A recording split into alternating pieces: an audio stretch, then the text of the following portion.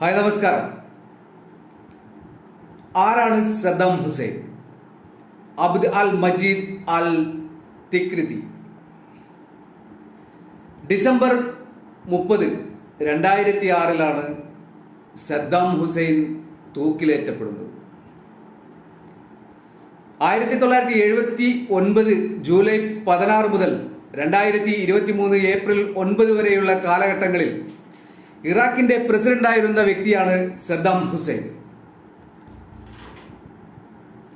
Arab വിപ്ലവ socialist പാർട്ടിയുടെ ഒരു പ്രമുഖാംഗമായിരുന്നു അദ്ദേഹം. പിന്നീട് ബാഗ്ദാദ് ആസ്ഥാനമായുള്ള ബാത്ത് പാർട്ടിയുടെയും അതിന്റെ പ്രാദേശിക സംഘടനയുടെയും അറബ് ദേശീയതയുടെയും അറബ് സോഷ്യലിസത്തിന്റെയും സമന്വയമായ ബാത്തിസത്തെ പിന്തുണച്ചിരുന്ന ഇറാഖി ബാത്ത് പാർട്ടിയിലെയും അംഗമായിരുന്നത് കൊണ്ട് ഇറാഖിൽ പാർട്ടിയെ അധികാരത്തിലെത്തിച്ച 1968 അട്ടിമറിയിൽ പിന്നീട് ജൂലൈ 17 വിപ്ലവം എന്ന് വിളിക്കപ്പെട്ടു ഒരു സുപ്രധാന പങ്ക് വഹിച്ചു. സദ്ദാം ഹുസൈന്റെ മരണത്തിൽ ദുഃഖിതരായ ജനങ്ങൾ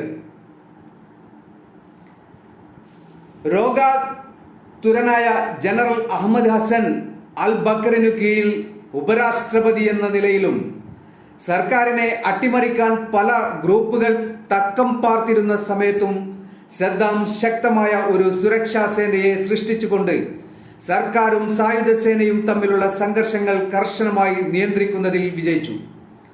1970-കളുടെ തുടക്കത്തിൽ സദ്ദാം ഇറാഖ് പെട്രോളിയം കമ്പനിയെയും സ്വതന്ത്ര ബാങ്കുകളെയും ദേശസാൽക്കരിച്ചതോടെ പണപ്പെരുപ്പവും മോശവായ്പകളും കാരണം രാജ്യത്തെ ബാങ്കിംഗ് സംവിധാനം പാപ്പരായി തീർന്നു.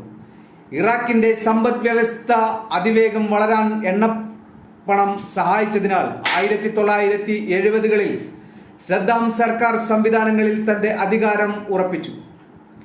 രാജ്യത്ത് അധികാര സ്ഥാനങ്ങളിൽ കൂടുതലും കൈവശപ്പെടുത്തിയിരുന്നത് ജനസംഖ്യയുടെ വെറും 1/5 മാത്രമുള്ളതും ന്യൂനപക്ഷവുമായ സുന്നി അറബികളായിരുന്നു. നിരവധി വർഷങ്ങളായി ഇറാഖിന്റെ യഥാർത്ഥ ഭരണാധികാരി എന്ന പോലെ പ്രവർത്തിച്ചിരുന്ന സദ്ദാം ഹുസൈൻ 1979 പ്രസിഡന്റായി അധികാരമേറ്റത്. സർക്കാരിനെ അട്ടിമറിക്കാനോ സ്വതന്ത്രം നേടാനോ ശ്രമിച്ചിരുന്ന നിരവധി പ്രസ്ഥാനങ്ങളെ, പ്രത്യേകിച്ച് ഷിയ കുർദിസ് പ്രസ്ഥാനങ്ങളെ അദ്ദേഹം അടിച്ചമർത്തുകയും ഇറാൻ യുദ്ധത്തിലും ഗൾഫ് യുദ്ധത്തിലും തന്റെ മേൽക്കോയ്മ നിലനിർത്തുകയും ചെയ്തു. അടിച്ചമർത്തൽ നയത്തിലൂന്നിയ സ്വേച്ഛാധിപതിയായിരുന്നു സദ്ദാം ഹുസൈൻ. ഭരണകാലം വിവിധ നിർമ്മാർജ്ജനങ്ങളിലും വംശഹത്യകളിലും സദ്ദാം സർക്കാരിന്റെ സുരക്ഷാ സേവന വിഭാഗങ്ങൾ കൊലപ്പെടുത്തിയ മൊത്തം ഇറാഖികളുടെ എണ്ണം 2.5 ലക്ഷം ആണെന്നാണ് കണക്കാക്കപ്പെടുന്നത്. സദ്ദാമിന്റെ ഇറാനിലെയും കുവൈത്തിലെയും അക്രമങ്ങളും ലക്ഷക്കണക്കിന് മരണങ്ങൾക്ക് കാരണമായി പറയപ്പെടുന്നു. 2003 അമേരിക്കയുടെ നേതൃത്വത്തിലുള്ള സഖ്യസൈന്യം സദ്ദാമിനെ പുറത്താക്കുകയെന്ന ലക്ഷ്യത്തോടെ ഇറാഖിനെ ആക്രമിച്ചു. US president George W.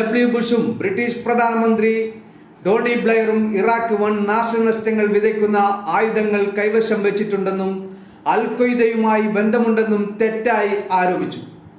സദ്ദാമിന്റെ Baat party പിരിച്ചുവിടുകയും രാജ്യത്തെ ആദ്യത്തെ ജനാധിപത്യപരമായ തിരഞ്ഞെടുപ്പ് നടക്കുകയും ചെയ്തു. 2003 ഡിസംബർ 13 പിടിക്കപ്പെട്ട ശേഷം സദ്ദാം ഹുസൈന്റെ വിചാരണ ഇറാഖിലെ ഇടക്കാല സർക്കാരിനു കീഴിൽ നടന്നു. 1982 നവംബർ 14 148 ഇറാഖി ഷിയകളെ കൊന്നതുമായി ബന്ധപ്പെട്ട് മനുഷ്യരാശിക്കെതിരായ കുറ്റകൃത്യങ്ങൾ ആരോപിക്കപ്പെട്ട സദ്ദാമിനെ ഒരു ഇറാഖി കോടതി തൂക്കിക്കൊല്ലുന്നതിന് വിധിച്ചു. 2006 ഡിസംബർ 30 അദ്ദേഹം വധിക്കപ്പെട്ടു. ഒരു ബലിപെരുന്നാൾ ദിനത്തിലാണ് സദ്ദാം ഹുസൈൻ മരിച്ചത്. വളരെ ദയനീയമായിരുന്നു ആ കാഴ്ച. എല്ലാവരും ലൈവായി വീഡിയോയിൽ കണ്ട് ലൈവായി തന്നെ അല്ലാഹു അക്ബർ എന്ന് വിളിച്ച് സദ്ദാം ഹുസൈൻ മരണം കൈവരിക്കുകയായിരുന്നു.